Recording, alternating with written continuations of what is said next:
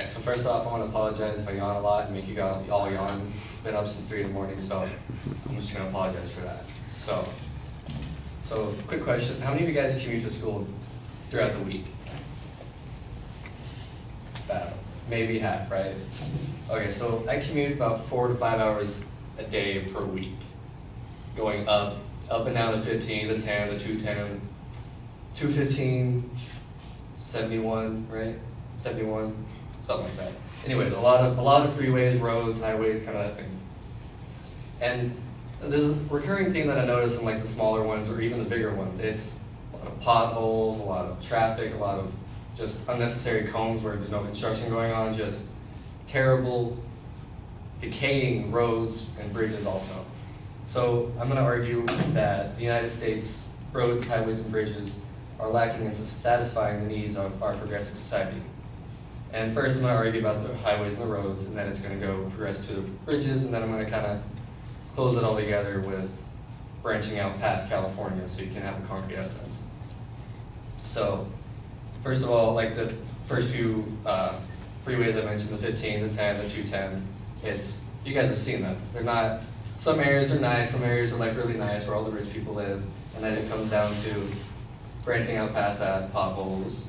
It's like really bad bumps, just 2-lane closures, 1 lanes every now and then, like it's just terrible quality. And then pretty much, and then on top of that, it comes down to all this traffic and bad road construction, bad conditions overall. Makes people drive slower, makes people just have accidents overall. And then this comes down to an estimated $101 billion wasted in time and fuel, just time and fuel alone, not construction that has to be redone because someone ran into the freaking center divider out of nowhere, or just dumb stuff like that. So, and then, and also road rage, people just like to hit things, I guess. So, and then going to the next point, many bridges can't really sustain the loads that they've been designed for. That doesn't mean that it can't support the big rig that you guys see carrying all this crap to Walmart. It means it can't support the load it started with, which means it has a safety factor of 3 to 4 times what it was supposed to be. Like say 20 big rigs on the bridge. It's gonna have 3 to 4 times as much weight as that can handle. It can't handle that much anymore. It can still handle 20 big rigs, it's not unsafe. It just doesn't have that safety in case something were to run into it or plane hit it or something tragic like that. So, and then going from that, it goes ASCE, which is the American Society of Civil Engineers. They're very knowledgeable in this field because they're civil engineers and they build these structures and kind of inspect and repair these things. So they say that 11% of bridges are structurally deficient, which means they require constant inspection and repair going along to the roads and everything like that.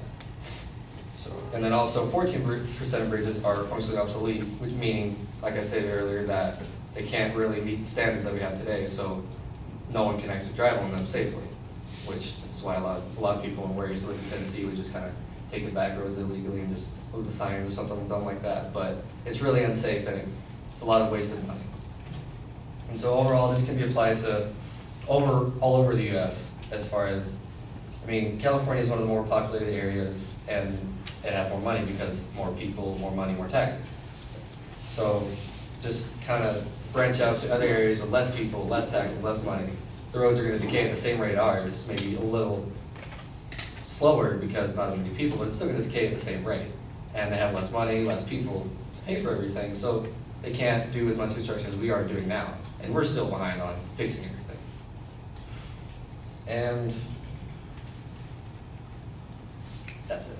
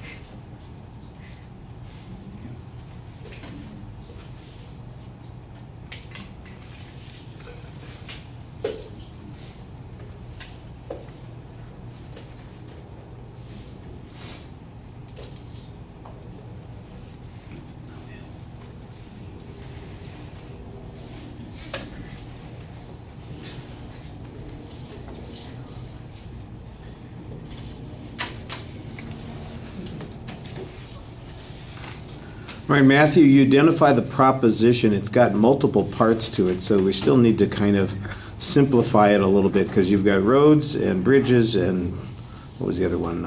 Highways. Highways, there you go. That are all lacking. I mean, I know it's supposed to be a single concept. There's got to be another way of talking about our transportation infrastructure or something like that.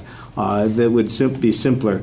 And then when you get to the secondary points, they basically become those issues, and they're just topics. They're not, you're not presenting claims on those points. So, but there is a preview, which I appreciated. When we got to the body of the speech, though, after that first point, everything just seemed to run together.